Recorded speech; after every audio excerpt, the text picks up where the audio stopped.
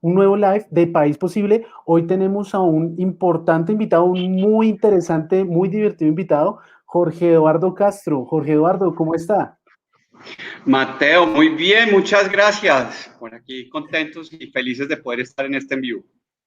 Bien, bueno, con Jorge Eduardo vamos a hablar de un tema que creo que es muy interesante para todos los individuos, para todas las personas que nos están siguiendo, para todas las personas que buscan iniciativa, que buscan hacer algo. Vamos a hablar sobre emprendimiento. Jorge Eduardo, pues primero que todo, le pregunto es, ¿usted qué hace? Escríbase un poquito.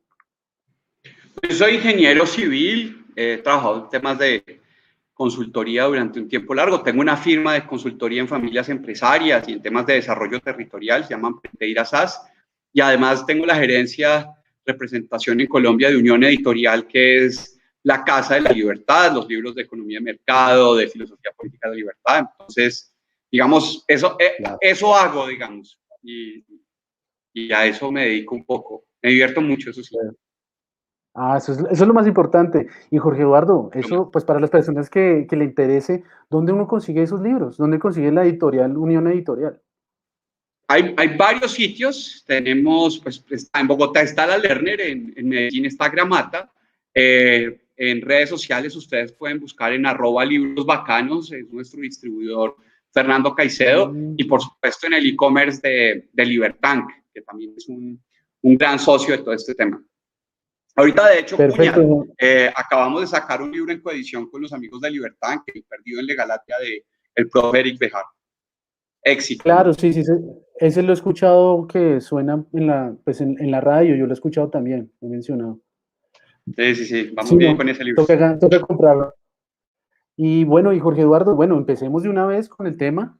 Jorge Eduardo, y yo quiero la primera pregunta es preguntarle, ¿qué importancia tiene el emprendimiento para una sociedad?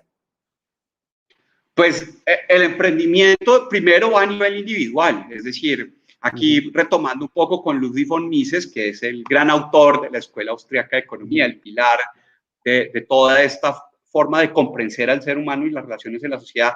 Él dijo, el empresario ve el futuro con ojos de historiador. Y es muy importante para el ujú, ser humano mirar el futuro, ver el futuro, traer el futuro hacia el presente. Y lo que hacemos los emprendedores, quienes activamos la función empresarial, es que trabajamos en el futuro desde el presente y las sociedades necesitan eso, ¿sí? Ahorrar es un ejercicio de pensar en el día de mañana, de pronto puedo necesitar algo o más tarde, ujú. cuidar, preservar nuestros bienes también es un tema de pensar, esto lo puedo seguir necesitando, es una forma de conversar en el tiempo con el futuro. Entonces, todas las sociedades necesitan proyectarse hacia el futuro y el emprendimiento es la base de esa conversación. Bien, yo veo en el emprendimiento, yo veo algo y es, de pronto aquí vemos cuál es el concepto que a usted le gustaría utilizar para el tema de emprendimiento, pero yo veo el emprendimiento como la persona que busca crear soluciones a problemas o a necesidades de las personas en cualquier momento de la vida. ¿Usted qué dice? El proceso de buscar soluciones es la función empresarial, digamos, conectar fines con medios. Y en esto, Ujú, digamos, el tema es que se ha emergido como la categoría emprendedor, como aquellos que están mucho más, digamos, concentrados en el proceso de identificar esos problemas que comparte mucha gente y buscar medios, digamos, económicamente viables para esas grandes necesidades. Pero en general, toda persona que está buscando solucionar un problema está ejerciendo una función emprendedora. bien, y bueno, y qué preocupación, ya de manera un poquito más particular, hablando un poquito de nuestro país, de Colombia, ¿usted qué preocupación nota que haya una preocupación general entre los emprendedores colombianos? ¿Existe de pronto?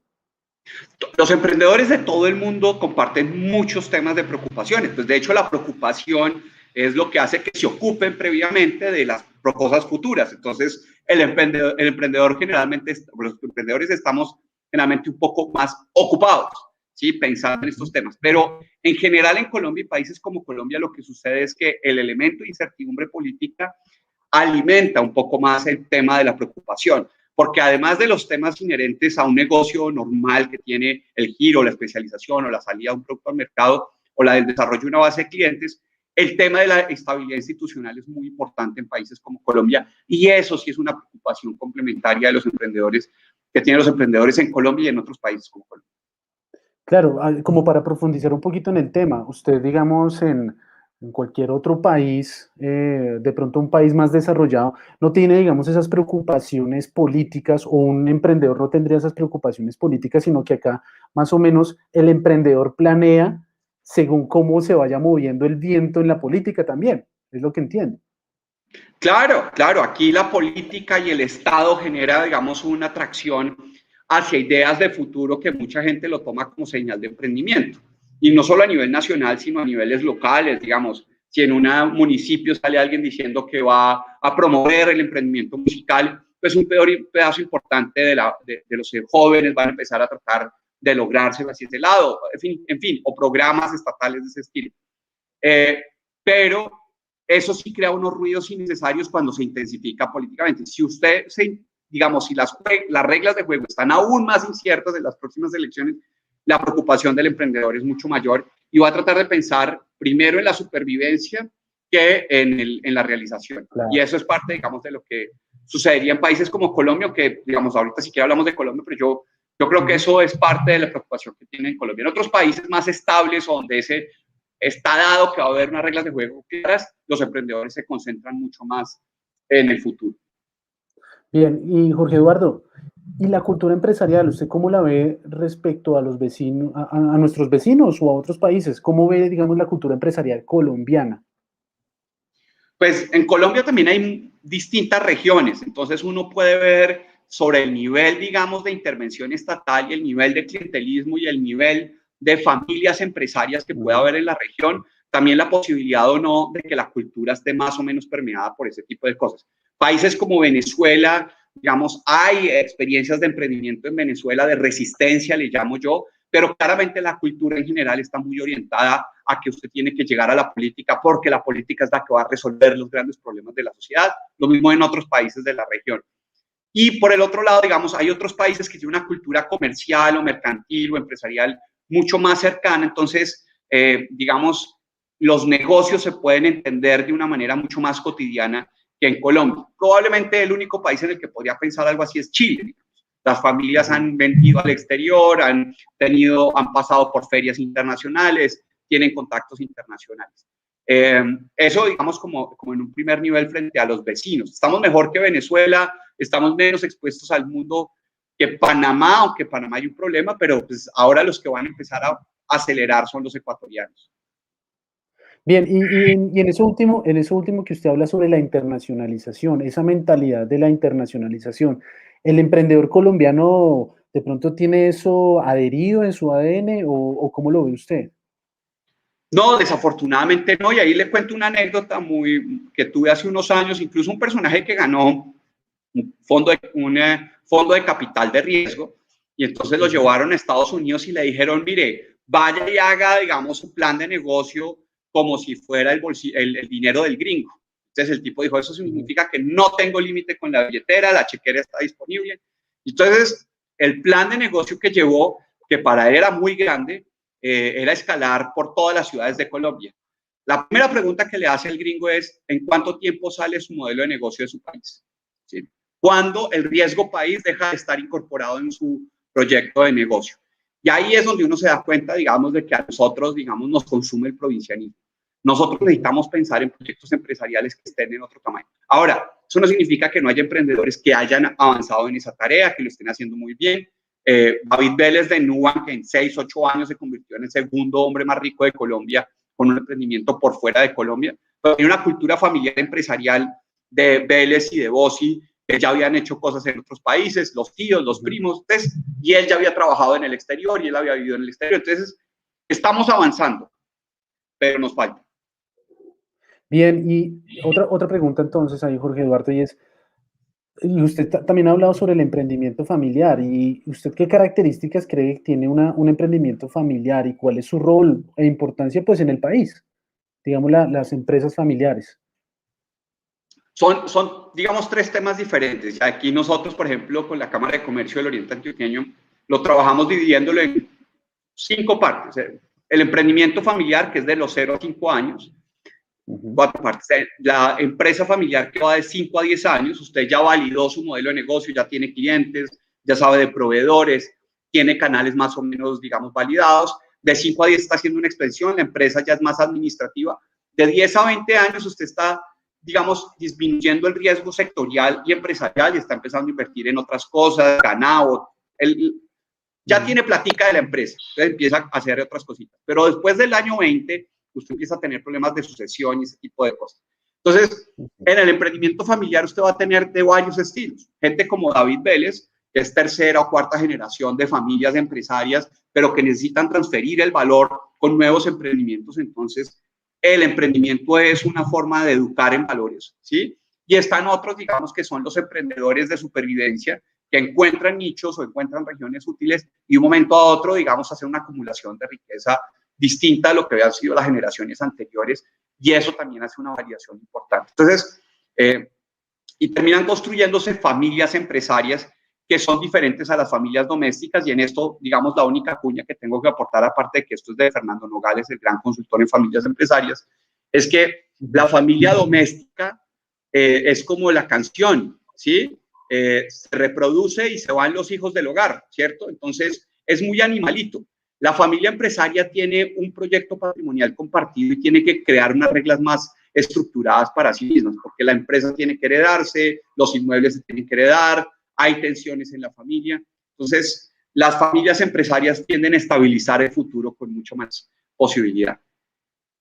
Bien, y bueno, otra cosa que también queremos hablar, es interesante eso de las familias empresarias, y lo tocaremos de pronto un poquito más tarde, pero también me gustaría preguntarle a usted sobre, y es algo que se sabe, que todo el mundo lo sabe, y es el que muchos emprendimientos pues no logran hacer, no logran ser exitosos al fin y al cabo.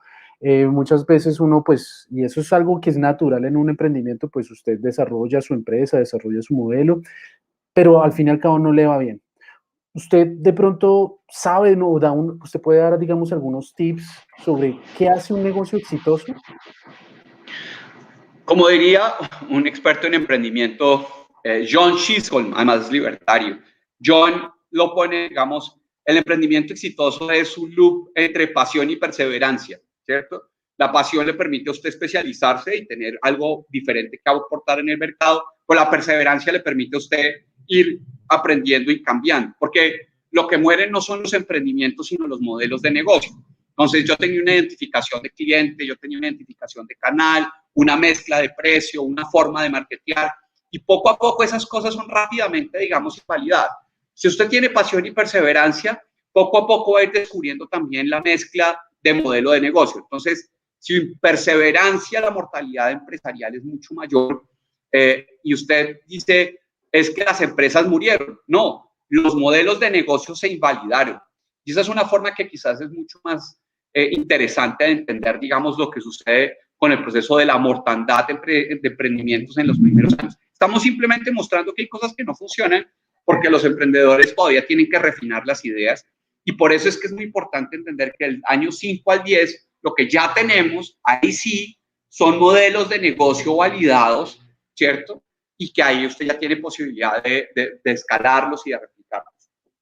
Claro, antes de los 5 años, explíquenos un poquito eso, Jorge. Antes de los 5 años, un emprendimiento, usted me dice que es después de los 5 años que está validado. Antes de los 5 años es simplemente como un tema de experimentación o Es usted mucho cómo más se referiría. experimentación. Está descubriendo demasiadas variables, proveedores, precios, modelos de negocio, clientes, estabilidades, habilidades gerenciales, administrativas, financiamiento. Entonces, se están poniendo demasiadas cosas, digamos, en juego. Entonces, en los primeros 5 años, efectivamente, usted está chequeando, esta mezcla no era 80-20-30, sino 60-50, 60-50 no, lo que sea, digamos, usted ahí va poniendo, ¿sí?, los pesos requeridos en cada cosa. ¿Qué es el tema? Que mucha gente se casa con una sola cosa porque tiene que ser así, es su bala de plata, y entonces no es tan flexible como para poder cambiar y soportar, digamos, el aprendizaje, el golpe de aprendizaje. Pero eso es como aprender a montar bicicleta. O sea, usted no aprende con el primer tirado. Usted dice, no, es que como la mortandad de la primera vez que me subí en bicicleta es muy alta. Sí, con rueditas es más fácil, las incubadoras y las aceleradoras facilitan el proceso, los consultores facilitamos, los ecosistemas facilitamos, pero al final sigue siendo un tema de pasión y perseverancia. No, excelente ese tema de la pasión y perseverancia. Eso es lo que, como que lo que se necesita para sí, para usted llegar a ser un emprendedor, para que la sangre sea emprendedora. Sin embargo, y ahí va la siguiente pregunta, y es el tema de, se escucha mucho, es bastante común escuchar que también los emprendimientos no logran ser exitosos por las trabas del gobierno. ¿Usted qué opina sobre eso? Es todo un tema, pero un comentario de lo anterior es pasar de Claro. emprendedor a empresario. O sea, el emprendedor está en descubrimiento de muchos de los canales, el empresario ya los ha estabilizado, hay flujo de caja, hay activos, hay personal, digamos, ahí hay como unas cosas diferentes. En el caso, por ejemplo, de Unión Editorial, poder identificar 3 o 4 modelos distintos de distribución ha sido un descubrimiento y eso ya ha Claro. hecho pasar el emprendimiento a una empresa. Eh, pero el tema de los gobiernos, yo soy súper libertario, usted me conoce, yo soy anarcocapitalista inclusive, pero tengo un problema también a veces con el proceso de exculpar el emprendimiento, digamos, a partir de las trabas burocráticas, porque por un lado es sector a sector, entonces todos los sectores no tienen los mismos niveles de regulación, ¿cierto? Entonces, crea como un manto de, no, es que es tan difícil porque todos los sectores son tan regulados que ¿para qué nos metemos a emprender? Y entonces es una profecía autocumplida para no meter la pasión y la perseverancia a prueba. ¿Sí? Entonces, como yo no tengo ni la pasión ni la Ujú. perseverancia, pues prefiero definir que es que aquí hay un problema burocrático. Y la verdad es que problemas va a haber muchos, ¿sí? El burocrático y el Sí. legal es uno de ellos. Pero si a usted le gusta su proyecto, el legal va a ser el menor porque usted se va a ir a una jurisdicción donde lo pueda poner a prueba. Entonces, si a usted le gusta, digamos, qué sé yo, el tema de hotelería, es su pasión, realmente su pasión, puede que en Bogotá sea una cosa complicadísima, pero si la hotelería es su pasión, se va a terminar yendo a Islas Caimán porque quiere llevar el emprendimiento a su desarrollo. Entonces, digamos, ahí es un tema donde usted descubre que lo que quiere es autorrealización y en ese caso cambiará de leyes, es decir, se moverá, Ujú. ¿sí? Porque el emprendimiento realmente le quema. Si no le quema en las entrañas, la regulación es una excusa. Sirve, por supuesto. Y eso no significa que no haya que trabajar en el tema, pero para los emprendedores, digamos, de esta conversación es, si no le está quemando el modelo de negocio y la legislación es una excusa, tiene que buscar una legislación más favorable. Si la legislación no le es favorable, significa que usted no tiene demasiada pasión en su emprendimiento. Más o menos el bote con los pies. Por supuesto, Botar. por supuesto, por supuesto, a usted le gusta, usted tiene un emprendimiento que le arde y no está en la jurisdicción correcta, muévase, porque eso que usted le arde es su realización. Claro. Jorge, y bueno, y en cuanto a financiamiento, un tema que me parece muy importante y es el financiamiento pues del emprendimiento y los mercados de capital también. ¿Qué consejos usted puede dar a los emprendedores y también a las empresas, a las mismas, a los emprendedores y los emprendedores familiares? Ahí hay muchos temas, digamos, está pasando, en este momento hay mucho capital para emprendimiento y hay muchos temas en mercados de capitales y ahí con mayor razón, digamos, creo que el que usa el tema del financiamiento es porque no está con la pasión del emprendimiento para buscar, digamos, las soluciones. El mundo fintech está trayendo a Colombia desde equity hasta deuda en los distintos estadios del negocio. Pero el tema más importante de emprendimiento es la selección de socios, ¿sí? Y esa es Ujú. una de las grandes lecciones de aprendizajes que yo pues, he tenido, digamos, de diferentes formas, más o menos afortunada, pero, digamos, lo he terminado de escuchar mucho en una región muy emprendedora como es Antioquia. Si lo único que tiene alguien es dinero, no tiene nada. O sea, lo que uno sí tiene que entender es qué es lo que realmente le añade a usted un socio, porque ese es equity o deuda. La deuda se puede, dependiendo del emprendimiento, gestionar con distintos periodos de gracia, digamos, con distintos requerimientos. Pero la posibilidad de tomar decisiones junto a alguien en temas estratégicos y no convertir valores mínimos en muchos temas, eso sí es clave. Entonces, mi principal consejo es, la familia tiene valores más o menos cercanos y más o menos, digamos, también ayuda a que la familia vaya creando acuerdos de largo plazo para la cultura emprendedora que es importante generar en la familia. Eso es muy importante. Pero lo cierto es que usted con la familia igual ya está en el largo plazo. Entonces, a los socios sí toca escogerlos con más cuidado y por eso es muy importante como a las parejas probarlas un poco más antes de quedarse con ellas.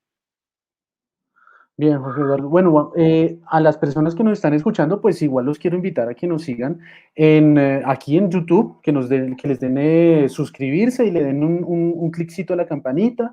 Y además de eso, también tenemos nuestras redes sociales en Facebook, en Twitter, en LinkedIn, en Instagram y también tenemos en TikTok, pues para que también nos busquen por ahí. Es @paisposibleinfo. Nos encuentran en todas las redes sociales así. Y Jorge Eduardo, yo le pregunto, aquí también me están haciendo unas preguntas, el público ya me está haciendo unas preguntas y, por ejemplo, Marta Patricia Ramírez Hernández nos pregunta, por favor, de ejemplos de modelos de negocios.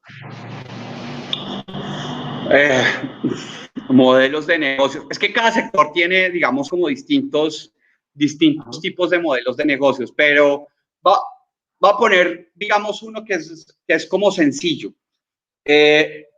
Un bar, por ejemplo, estoy pensando, por ejemplo, en un bar que hay aquí en Medellín. Hay un bar que, digamos, está creando audiencias distintas los diferentes días de la semana a partir de la música, ¿sí? Entonces usted no dice, yo soy un bar de reggaetón o yo soy un bar de encuentro para distintas audiencias musicales, ¿sí? Que tienen algunas cosas en común. Entonces su modelo de negocio no es casarse con el género musical, sino que atienden 3 o 4 distintos tipos de género dependiendo del día. Y lo que sí han venido creando es una plataforma de lanzamientos en cada uno de los géneros, cada uno de los días. Entonces tienen rock, tienen jazz, tienen salsa, ¿sí? Entonces ese, por ejemplo, es un modelo, es una forma de identificar, digamos, distintas audiencias, distintos clientes y con competencia complementaria. Entonces el rock compiten los viernes, que es un día, digamos, de más chucuchucu y de más reggaetón. Entonces, ahí no son otro sitio más, digamos, de chucuchucu. Los jueves son de salsa, porque los jueves no son tan de chucuchucu. Entonces, en los sitios. Entonces, creo que ese tipo de cosas son parte del refinamiento de modelos de negocio que pueden ser interesantes. Bueno, ahí es que depende, digamos, pues, ahora lo que estamos viviendo, por ejemplo, el negocio, todos los negocios inmobiliarios están cambiando impresionantemente. El coworking, el co-living, cómo se está transformando, digamos, todo el sistema inmobiliario, no solo con los Airbnb y los WeWork, sino incluso con plataformas que ayudan a la gente a invertir y desarrollar sus propios coworking. En distintas partes del mundo, digamos, el negocio ya no es tener la oficina, sino juntar gente para que monte espacios de coworking con distintos niveles de participación, deuda, descuentos. Entonces, ahí hay modelos de negocio dependiendo del sector. Claro. En minería también hay cosas distintas, digamos que hemos estado conversando con gente. Entonces, modelos de negocios hay muchos. Bien, aquí hay otra pregunta que hace Natalie Herrera Segura y menciona y te pregunta cómo mantener un emprendimiento cuando no tienes todos los elementos que se necesitan para construir tu empresa, cuando solo sabes generar el producto. Lo que mantiene un emprendimiento es la pasión y la perseverancia. El aprendizaje viene porque uno esté realmente apasionado, por ejemplo, no solo con el producto, con el sector, con la tendencia del sector, ¿sí? El producto puede cambiar, pero uno sí cree que el sector puede ser importante. Yo no apuesto en un sector que va, y ese es uno de los temas de por qué el emprendimiento tiene que tener esta narrativa de ver el historiador del futuro, el empresario ve los ojos del futuro con ojos de historiador. Entonces a mí lo que me gusta es la tendencia, porque no me toca remar contra la tendencia. Me va a coger la tendencia, voy a poder aprender dentro de la tendencia a poder modelar. Entonces, si yo tengo un producto en un sector, eso me va a tener viento de favor, va a haber más clientes, la gente va a poder tener sus estratégicos, la familia va a poder ver o no, los amigos van a poder ver o no si eso tiene sentido del negocio. A veces no saben del sector, entonces mejor no preguntarles, pero es muy importante que uno se apasione con el sector y con la tendencia y ser experto sobre la tendencia para poder uno modificar el producto en el camino.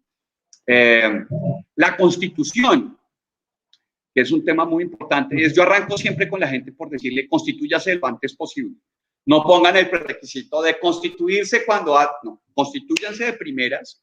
Eso hace quemar las naves. Usted ya tuvo la empresa, usted ya tuvo el chino, críelo bien, ¿sí? Entonces, no, es que hasta que no tenga yo el plan de negocio, aquí he estado viendo gente del exterior, vienen, montan las SAS, no montan SAS muy grandes y una vez montan las SAS, ya dejan pactado el negocio, empiezan a traer la inversión, empiezan a tener las cuentas organizadas desde una SAS. Entonces, Entonces, lo ideal es poder arrancar constituyendo la empresa, no hacerlo como un pretexto de, porque si no lo vuelven una cosa de postergar inevitable para toda la vida.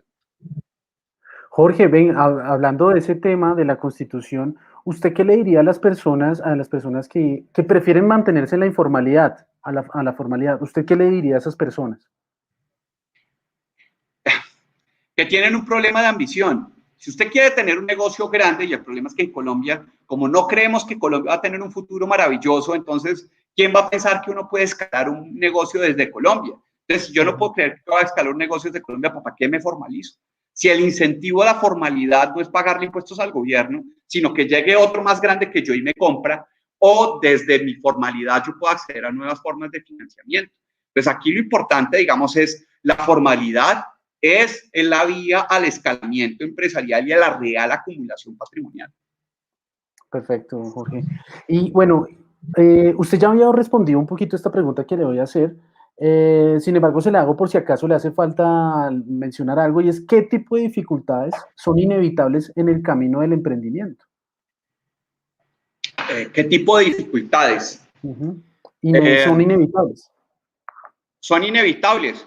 Las negociaciones hartas, ¿sí? La gente jodida, las ventas que no se cierran bien, los entusiasmos comerciales, o sea, son inevitables.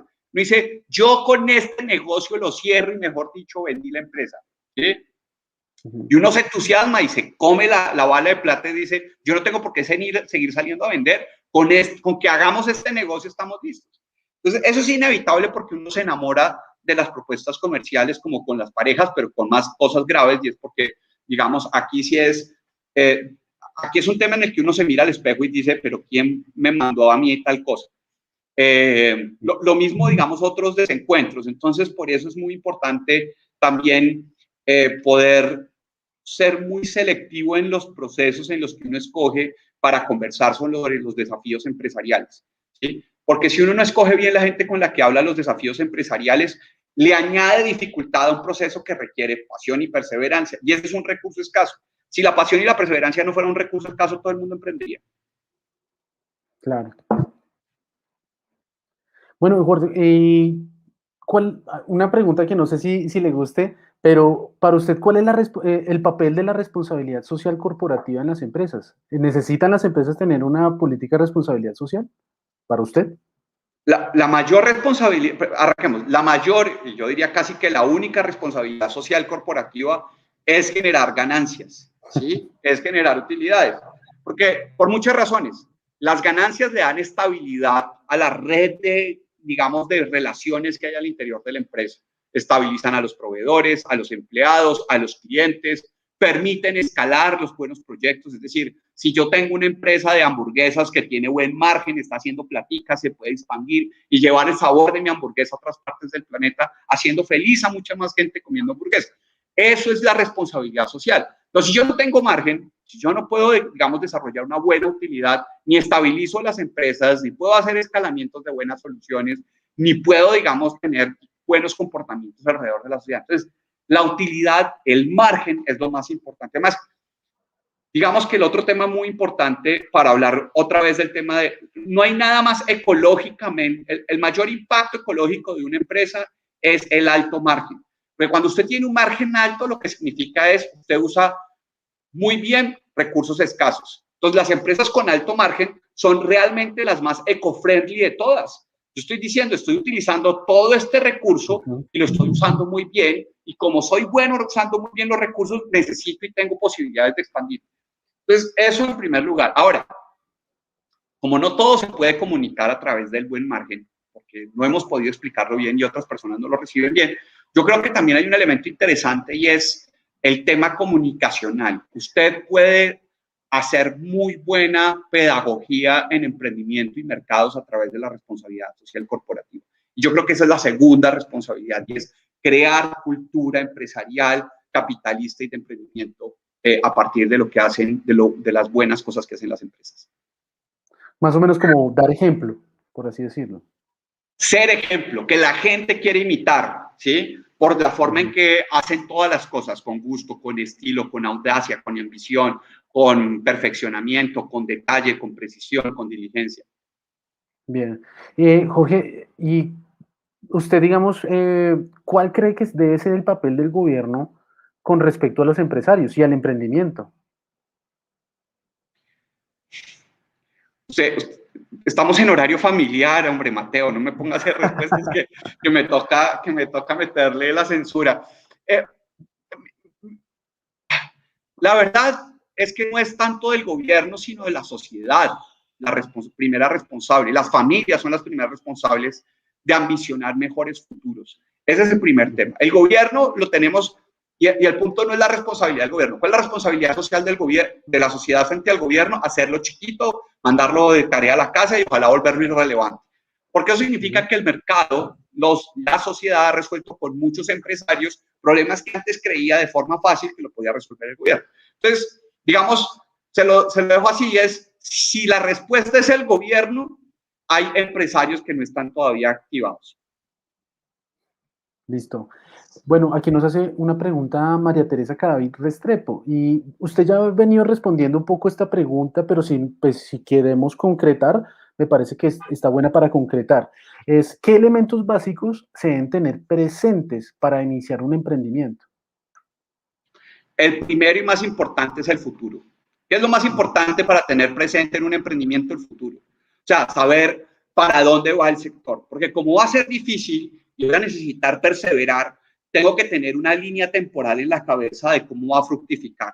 Es decir, si yo quiero cosechar, tengo que saber, digamos, cuándo es que da. Si yo quiero cosechar aguacates, tengo que saber cuándo es que dan los frutos y sobre todo cuándo da el retorno la inversión del aguacate. El ejemplo del aguacate dura 3 o 4 años creciendo el arbolito y solamente después del séptimo y del octavo empieza a dar retornos. Con esa mentalidad de el futuro en el presente, yo tengo que empezar a mirar mi emprendimiento. Si yo no tengo esa mentalidad, y es una de las cosas que le digo, constituye la empresa. Es que tiene unos gastos legales y unos gastos contables iniciales. Sí, pero usted lo prorratea en los primeros 10 años y es chichiguas. Si usted quiere pagar eso con el primer año, está complicado, pero la constitución de una empresa es un proyecto empresarial se mide en 10 años. Entonces, todo el esfuerzo de la constitución, yo lo tengo que prorratear, amortizar en los primeros 10 años. Al final, digamos, la recompensa de haber perseverado más que otros va a terminar dándole una buena participación. Entonces, ¿qué debe tener presente un emprendedor? El futuro. Ese sería como el único elemento que usted de pronto diría, el futuro. Bueno, y además de la perseverancia. No puede haber perseverancia sin comprensión del futuro en el sector. Y voy a ser un poco más explícito porque puede haber salido muy poético, pero si usted dice, aquí hay demanda, la oferta puede contraerse, esta región puede tener mayor crecimiento. Voy a ponerle un ejemplo. El Oriente Antioqueño entre el 2008 y el 2018 creció al 7% efectivo anual, ¿cierto? El PIB del Oriente Antioqueño creció del 2008 al 2018 al 7%, ¿sí? Eso significa que duplicó en 10 años su PIB per cápita. Luego, y con Colombia creciendo al 2 o 3%. Entonces, yo puedo pensar que entre el 2022 y el 2032, el Oriente Antioqueño, en el peor de los casos, puede tener un 5 o un 4% de crecimiento per cápita. Aquí hay negocios. Entonces, yo puedo pensar el futuro en una región como estas, porque aún Colombia con un 1 o 2% de crecimiento, el Oriente Antioqueño va a tener mucho más. Ahora, si Colombia tuviera una posibilidad de acelerarse, también tengo claro que como aquí hay momentum de crecimiento en los últimos 10 años, con planes, con proyectos, con empresarios calientes, con músculo listo, va a crecer también mucho más. O sea, si Colombia creciera al 5%, el Oriente Antioqueño estaría creciendo al 8 o al 9% efectivo anual. Entonces, ese tipo de cosas le permiten a uno pensar cómo el futuro me da a mí la posibilidad de proyectarme en el presente. Bien, Jorge Eduardo. Bueno, ya vamos terminando y yo le hago una pregunta que creo que a las personas también les puede interesar, y es el emprendimiento en pospandemia. Algo especial para anotar, algo que de pronto las personas deban tener en cuenta o deban aprovechar. Lo primero es que el que esté pensando que la pospandemia es en el 2022 está lejos. Es decir, el principal tema de la pospandemia es que estamos en pospandemia desde el año pasado. Entonces, el que no se empezó a preparar desde antes a cómo iba a sobrepasar, estamos saliendo en pits, todo el planeta está saliendo de pits. ¿Quién va a quedar de primero en la salida de pits? Ese es el tema. Entonces, yo tengo que acelerar el paso para poder quedar al frente, para ganar participación de mercado, para tener la mejor actitud posible. Ahora, Colombia, y aquí déjeme, yo cierro como en estas últimas preguntas con un tema muy importante. Colombia tiene la mejor década por delante, ¿sí? Vamos a tener del 2022 al 2032 temas espectaculares. Vamos a tener un ciclo de commodities al alza, vamos a ser uno de los pocos países de América Latina con un país más o menos institucionalmente estable, vamos a tener unas zonas con buen nivel de emprendimiento y tecnología, otros países que relativamente van a tener otros problemas van a atraer aquí mucho de su capital humano y su capital inversionista. Entonces, eso va a crear un círculo virtuoso desde donde vamos a empezar a tener una reputación de país muy interesante. Y algo así le pasó a Medellín, que cambió, digamos, de ser el tema de Pablo Escobar. Ahora, aunque, digamos, no es muy visible para el mundo en general, empieza a tener tenores de temas de innovación muy importantes en América Latina. Entonces, yo creo que en la pospandemia para Colombia va a ser adelantarse en PITS en el sector en el que estemos. Yo aprovecho ahí que antes del live, usted me estaba hablando que usted estaba ahorita viviendo, pues está en Medellín. Cuénteme un poquito, o cuéntenos más bien un poquito, sobre usted cómo ve el panorama allá en Medellín empresarial. Pues déjeme, entonces aquí le echo la otra cuña. Acabamos de salir de una conferencia de Liberty International World Conference y tuvimos aquí gente de muchos países, incluso el experto de emprendimiento que fue presidente de la Asociación de Exalumnos de MIT. O sea, para que usted sea el presidente de la Asociación de Exalumnos de MIT, pues, y un vendedor serial de empresas maravilloso, John Chisholm. Pero aparte de eso, digamos, y todos ellos con ganas de conocer qué es eso de Medellín, que han escuchado, que la Comuna 13, que el tema de resiliencia, digamos, venían con mucha expectativa de conocer cosas acá y gente también. Pero uno de los que aprovecharon más fueron los ecuatorianos, porque los ecuatorianos pues están aprovechando que hay un cambio, es un país que está saliendo del socialismo, entonces todos tienen ganas de emprender, de hacer negocio, de hacer plata, de por fin utilizar que están dolarizados y venir a comprar colombiano. Y ahí descubrí una frase maravillosa que dijo uno de los ecuatorianos: si usted quiere salir de Latinoamérica, véngase para Medellín. ¿Por qué? Porque hay un circuito de nómadas digitales, de expatriados y de retirados de alto nivel de capital humano llegando a Medellín en pandemia. Espérese a que se estrene Encanto en noviembre del 2022 y el primer semestre del 2022 desde Singapur, Macao, Estambul, París, esté hablando de Encanto, Maribel y las bellezas de Colombia. Usted va a tener en el primer semestre del 2022 a todo el planeta hablando de las bellezas de Colombia sin haber venido. Segundo semestre del próximo año la gente viniendo. Entonces, yo creo que van a pasar cosas interesantes, pero obviamente nos toca trabajar para salir en PITS y aprovechar bien lo que se viene. Claro, Jorge Eduardo, y no, pues no, me deja, y creo que nos deja a todos súper optimistas en el tema digamos, del emprendimiento. Al fin y al cabo es berraquera lo que al colombiano le sobra. Entonces, pues Jorge, muchísimas gracias por este tiempo. No sé si de pronto usted quiera dar también sus redes sociales, dónde lo pueden encontrar, dónde pueden usted también verlo para que la gente, si quiere saber más del tema, pues lo contacte. Claro, no, con mucho gusto. Yo digo cosas políticas más o menos chéveres o no tan chéveres en Twitter, en @amauta.jorge. En Instagram hago cosas chéveres y trato de entrevistar mujeres emprendedoras, empresarias, líderes. Entonces, bienvenidas las mujeres que quieran ser entrevistadas y conversemos. En Instagram, en @amauta.elcid. Y por ahí me pueden contactar, digamos. El WhatsApp que se lo pregunten a usted y yo con mucho gusto, y por Facebook, ahí también, por allá. Listo, Jorge Eduardo, pues muchas gracias de verdad por este tiempo. Y nada, quedamos entonces así. También para las personas, muchas gracias por seguirnos y pues nos vemos en una próxima. Chao, chao. Un saludo.